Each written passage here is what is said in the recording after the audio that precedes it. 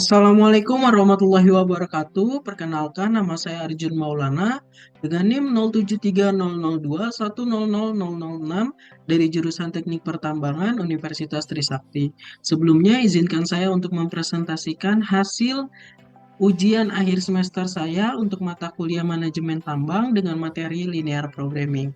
Yang pertama, soal pertama yaitu pabrik semen PT XYZ menghasilkan dua jenis produk semen yaitu A dan B. Untuk memproduksi semen A dibutuhkan waktu kerja mesin selama 1,5 jam dan waktu kerja operator selama 2,5 jam. Sedangkan untuk memproduksi semen B dibutuhkan waktu kerja mesin selama 2,5 jam dan waktu kerja operator selama 1,5 jam setiap bulannya. Waktu yang tersedia untuk mesin bekerja adalah 300 jam dan waktu tersedia untuk operator bekerja adalah 240 jam. Profit yang dihasilkan dari penjualan per sak semen A adalah 20.000 dan semen B adalah 15.000. Tentukan jumlah produk semen A dan B yang harus dihasilkan per bulan agar mendapatkan keuntungan paling maksimal. Maka yang pertama kita buat adalah diketahui. Untuk diketahuinya X-nya ini yaitu jumlah semen A per bulan, kemudian Y-nya ini khusus jumlah semen B per bulan. Kemudian ada profit maksimalnya di mana itu 20.000 X dan 15.000 Y.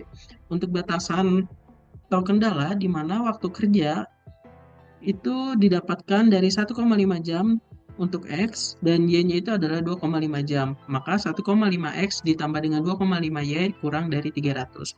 Untuk waktu operatornya ini X-nya yaitu 2,5 jam dan Y-nya adalah 1,5 jam. Maka 2,5 X ditambah 1,5 Y kurang dari 240.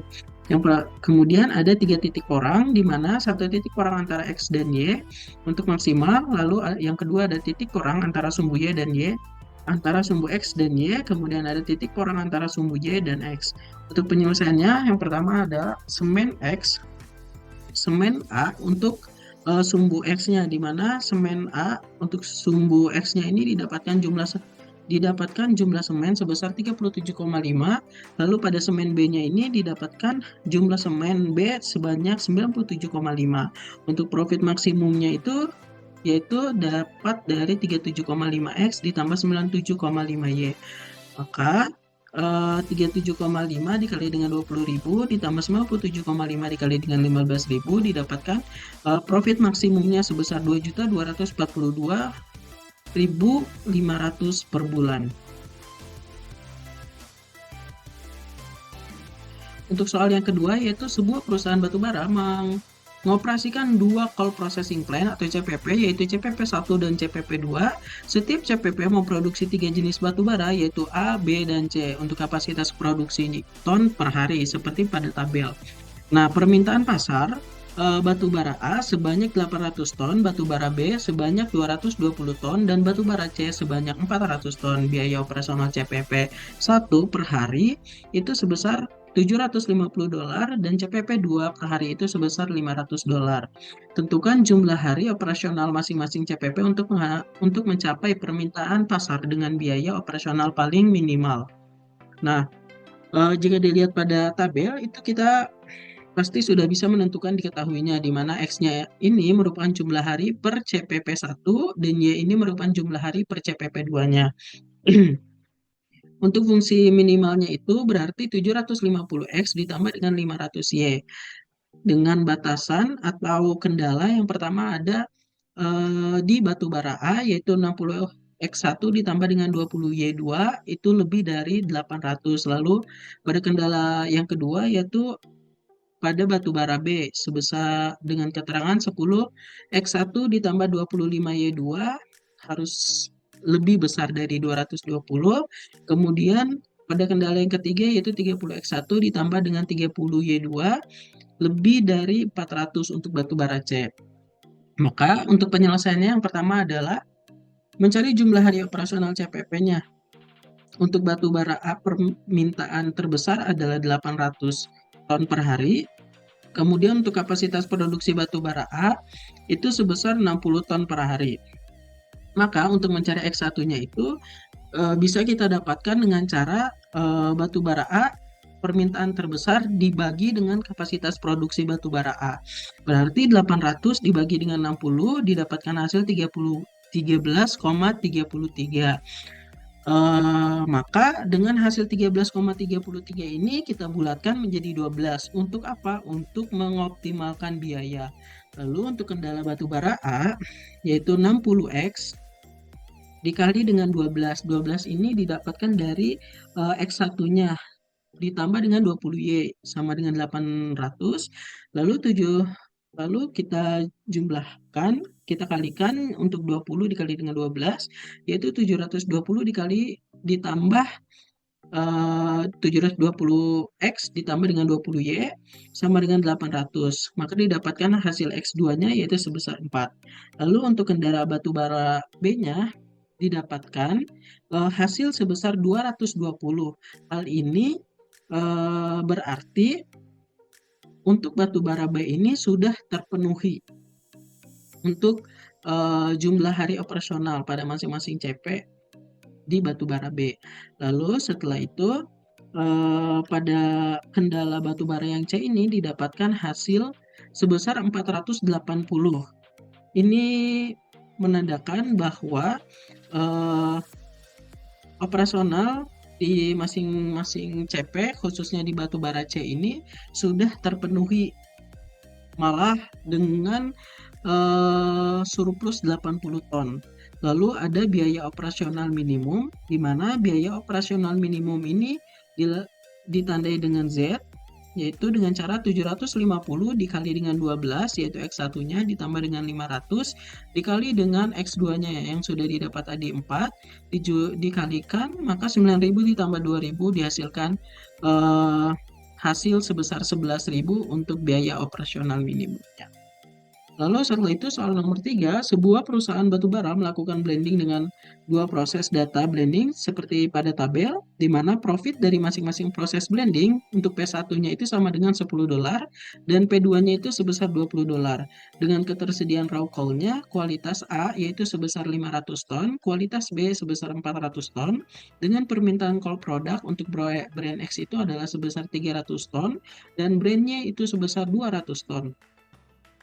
Kemudian tentukanlah proses blending yang harus dilakukan untuk dapat memenuhi permintaan coal product dan mencapai keuntungan paling maksimal. Di bawah ini merupakan tabel dari proses blending dari proses P1 P2-nya. Lalu kemudian kita tentukan nih yang diketahuinya. Nah, yang diketahuinya itu yang pertama ada jumlah proses blending P1 atau X1 yaitu sebesar $10, kemudian jumlah proses blending P2 atau X2-nya itu adalah sebesar $20. Dengan fungsi minimalnya yaitu 10X1 ditambah dengan 20X2. Dengan perhatian kendalanya yaitu yang pertama pada ketersediaan raw coal, di mana ketersediaan raw coal ini dengan keterangan 6X1 ditambah 5X2 kurang dari 500 itu merupakan dari kualitas A. Kemudian pada kualitas B itu dengan keterangan 4X1 ditambah 6X2 kurang dari 400. Lalu pada kendala yang kedua adalah permintaan produk nih. Untuk permintaan produk dengan keterangan 6X1 ditambah dengan 5X2 lebih dari 300 itu untuk brand X, dan untuk brandnya sendiri keterangannya adalah 9X1 ditambah 5X2 lebih dari 200. Nah, untuk penyelesaiannya sendiri yang pertama adalah kita harus mengubah kendalanya terlebih dahulu ke bentuk standar, yaitu mengubah tanda lebih dari menjadi kurang dari, di mana yang pertama untuk kualitas A dan kualitas B itu tandanya sudah kurang dari.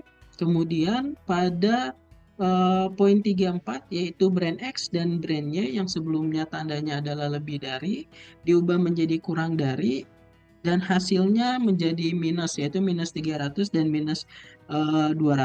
Nah, tanda minus itu diperlukan agar metode simplex dapat bekerja dengan konsisten, karena simplex mencari solusi optimal hanya dengan kendala berbentuk kurang dari untuk memastikan semua kendala itu dapat konsisten. Kemudian kita membuat variabel yang masuk ke basisnya, di mana fungsi minimal atau yang ditandai dengan Z ini itu tadi didapatkan dari fungsi minimalnya yaitu 10x1 ditambah dengan 20x2. Dikarenakan sudah mengubah kendala ke bentuk standar, maka fungsi minimal ini berubah menjadi minus, sehingga minus 10x1 dikurang dengan x1 kurang 20x2, sehingga ditarik koefisien x1-nya adalah sebesar min 10 dan koefisien x2-nya adalah sebesar min 20. Nah, pada hal ini koefisien yang ditarik adalah koefisien negatif besarnya, yaitu ada pada X2-nya, yaitu sebesar minus 20. Setelah setelah itu kita membuat tabel simplex awalnya, di mana tabel simplex awalnya ini terdapat variabel yang baru, yaitu variabel S1, S2, S3, dan S4. Di mana pada variabel ini untuk S3 dan S4-nya ini diabaikan karena koefisiennya adalah negatif. Setelah kita mengabaikan S3 dan S4-nya, setelah itu kita menghitung rasionya dari S1 dan S2-nya. Di mana pada baris pertama ini didapatkan dari 500, yaitu solusi atau RHS-nya dibagi dengan X2-nya. X2-nya adalah sebesar 5, sehingga hasil yang didapatkan adalah 100. Kemudian pada baris yang kedua ini didapatkan dari solusi atau RHS-nya dibagi dengan 6, yaitu X2. X2-nya ini adalah 6, sehingga hasil yang didapatkan adalah 66,67. Maka variabel keluar pada X2 ini yang dipakai adalah yang paling kecil, yaitu 66,67. Sehingga hasil optimalisasi untuk X1-nya ini adalah 0 karena proses P1-nya tidak dilakukan. Lalu untuk X2-nya ini adalah sebesar 66,67 karena proses P2 dilakukan sebanyak 66,67 kali. Sehingga untuk keuntungan maksimalnya itu dari fungsi minimal 10x1 ditambah 20x2 x2 lalu 10 dikali dengan 0 ditambah dengan 20 dikali dengan 66,67 didapatkan keuntungan maksimalnya sebesar 1333,33.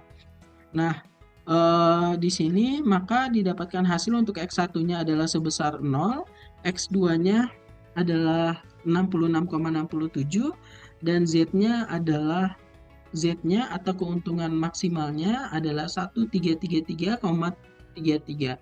Kemudian setelah itu kita perlu yang namanya adalah memverifikasi kendalanya nih. Apakah kendala tersebut sudah terpenuhi atau belum.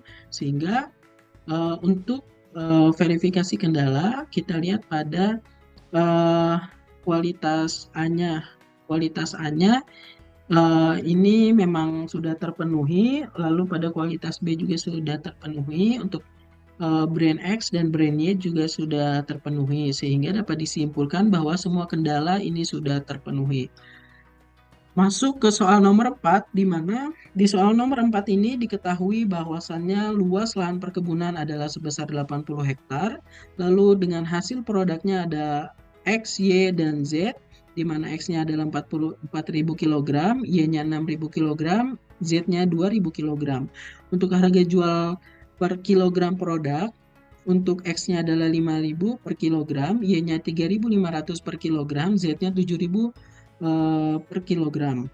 Lalu setelah itu ada kebutuhan pupuk per hektar, di mana kebutuhan pupuk per hektar untuk X dan Y ini adalah 200 kg per hektar, dan Z-nya ini adalah sebesar 100 kg per hektar. Untuk harga pupuk per kilonya sendiri adalah sebesar 2.000 per kilogram. Lalu kebutuhan tenaga kerja per hektar sama dengan X dengan Z-nya sebesar 10 orang per jam, lalu untuk Y-nya adalah 12 orang per jam. Untuk ongkos pekerja per jamnya atau gajinya yaitu sebesar 50.000 per jam. Untuk ketersediaan waktu pekerjanya adalah 20.000 per jam. Untuk penyelesaiannya sendiri Itu yang pertama kita selesaikan bagian pendapatannya terlebih dahulu. Untuk pendapatannya kita dapatkan dari harga jual dikali dengan hasil produk, di mana untuk X sendiri itu harga jualnya adalah 5.000 dikali dengan hasil produknya 4.000, sehingga dihasilkan pendapatan untuk si X-nya itu sebesar 20 juta, untuk Y-nya itu 21 juta, dan untuk Z-nya itu adalah 14 juta. Kemudian kita mencari biaya pupuk untuk produk didapatkan dari kebutuhan pupuk per hektar dikali dengan hasil produk dikali dengan harga pupuk. Nah, untuk X-nya sendiri itu didapatkan hasil biaya pupuk untuk produknya sebesar 1.600.000, untuk Y-nya itu didapatkan hasil sebesar 2.400.000, dan untuk Z-nya didapatkan hasil sebesar 400.000. Lalu setelah itu kita mencari biaya tenaga kerja untuk produknya, di mana untuk X-nya ini dihasilkan sebesar 2 juta, untuk Y-nya dihasilkan 3.600.000, untuk Z-nya dihasilkan sebesar 1 juta. Sehingga kita bisa menjumlahkan total pendapatannya, di mana total pendapatan ini dihasilkan dari X, Y. Total pendapatan X, Y, dan Z. Kita jumlahkan, dihasilkan sebesar 55 juta. Lalu untuk total biaya pupuk ini juga kita dapatkan dari variabel X, Y, dan Z untuk total biaya pupuk, sehingga didapat hasil sebesar 4.400.000. Lalu ada total biaya tenaga kerja.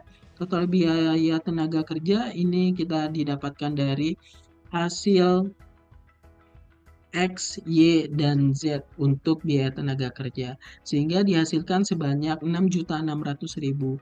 Kemudian kita menghitung nih untuk mencari keuntungan atau profit maksimumnya, sehingga untuk mencari profit atau keuntungan itu didapatkan dari total pendapatan dikurang dengan total biaya pupuk dikurang dengan total biaya tenaga kerja, sehingga hasil yang didapat adalah sebesar 44 juta.